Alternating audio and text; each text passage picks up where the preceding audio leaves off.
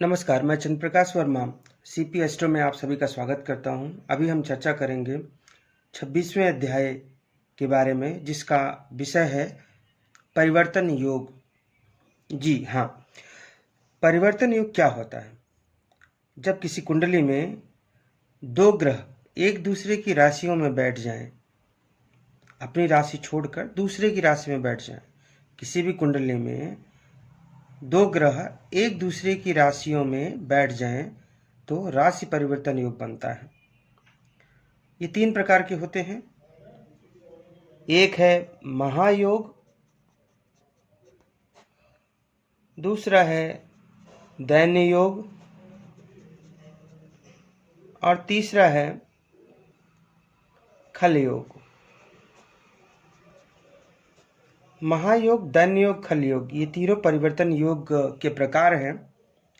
अभी हम बात करते हैं महायोग के बारे में। यह योग 3 गुना अच्छे परिणाम देने वाला होता है, 3 गुना शुभ फल देता है।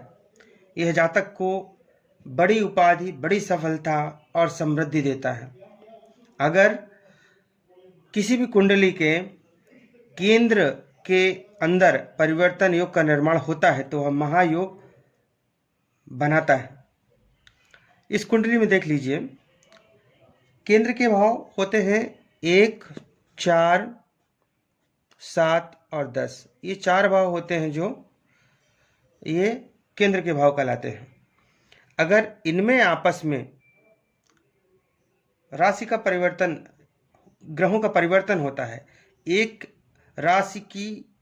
राशि का जो स्वामी है दूसरे की राशि में बैठ जाए तो वहां पर परिवर्तन योग का निर्माण होता है। ये महायोग कहलाता है। जैसे कि यहाँ पे आप मान लीजिए 3 नंबर राशि है लग्न में और यहाँ पे 12 नंबर राशि है। 3 नंबर राशि यानी मिथुन राशि, इसके स्वामी हुए बुध देव, ये जाके 12 नंबर राशि में बैठ गए। 12 नंबर राशि के स्वामी हुए गुरुदेव, ये जाके 3 नंबर राशि में बैठ गए। तो आपस में राशि परिवर्तन हो गया है। 3 नंबर राशि के स्वामी 12 नंबर राशि में और 12 नंबर राशि के स्वामी 3 नंबर राशि में हो गए हैं।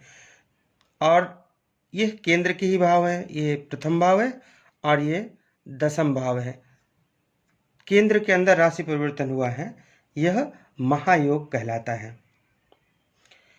अभी दूसरा एग्जाम्पल भी ले लीजिए। ये तो केंद्र के अंदर हुआ। अभी केंद्र और त्रिकोण, इसमें भी आपस में अगर राशि परिवर्तन होता है तो वह महायोग कहलाता है। केंद्र हुआ 1, 4, 7 और 10, 1, 4, 7 और 10।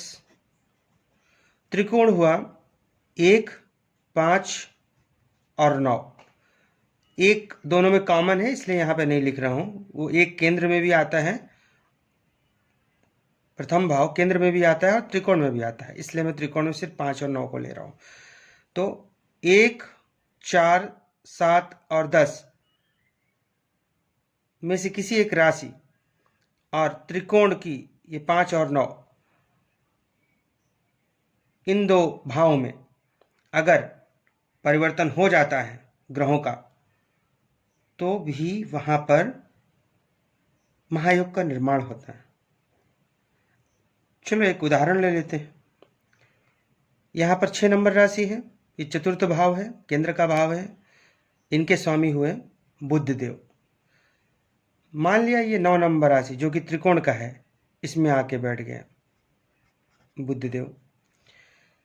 अब ये त्रिकोण का है घर, 9 नंबर राशि, 9 नंबर भाव है, इसमें 11 नंबर राशि है जिसके स्वामी है शनिदेव। ये जाके 6 नंबर राशि में बैठ गए। आपस में देखिए, ये केंद्र का घर है और ये त्रिकोण का घर है। केंद्र का स्वामी त्रिकोण में और त्रिकोण का स्वामी केंद्र में जाके बैठ गए हैं, इसलिए यहाँ पर महायोग का निर्माण हो रहा है। महायोग हमेशा 3 गुना सकारात्मक परिणाम देते हैं।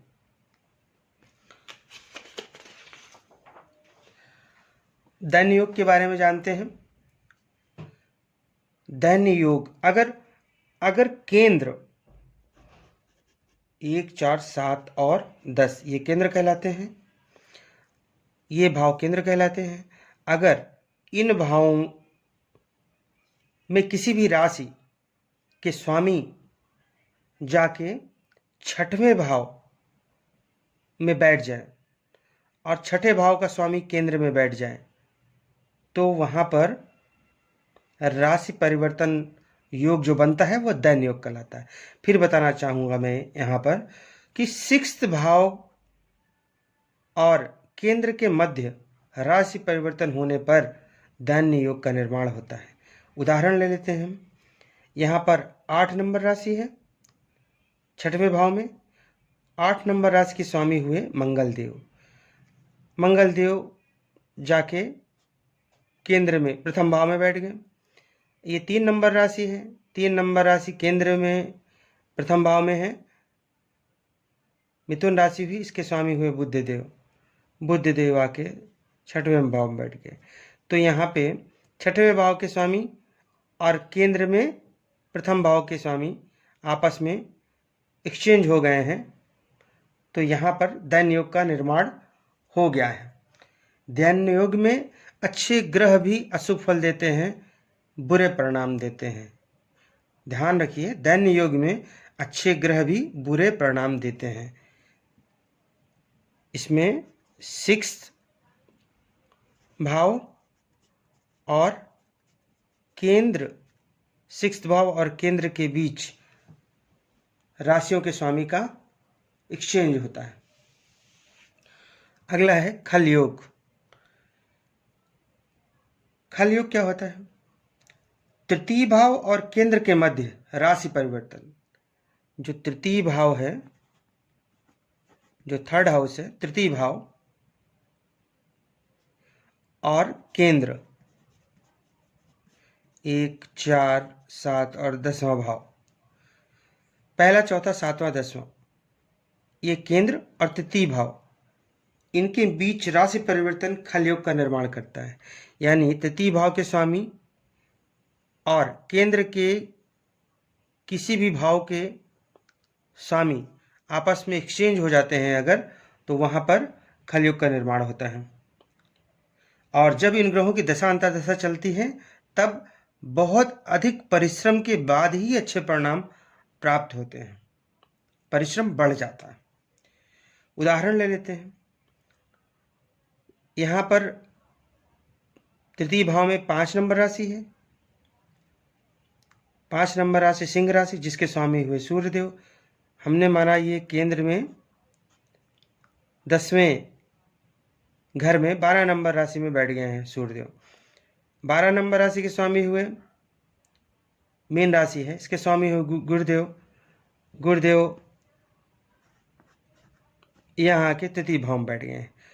तो यहाँ पर केंद्र और तृतीय भाव में आपस में राशि परिवर्तन हुआ है, इसलिए यहाँ पर नियमानुसार खल योग का निर्माण हुआ है। इसलिए जब भी सूर्य और गुरु की दशा अंतर्दशा चलेगी तब खल योग काम करेगा और बहुत अधिक परिश्रम के बाद ही अच्छे परिणाम की अपेक्षा की जा सकती है। इसी के साथ यह परिवर्तन योग का 26वां अध्याय संपूर्ण हुआ। आशा करता हूँ कि आपको समझ में आया होगा। धन्यवाद।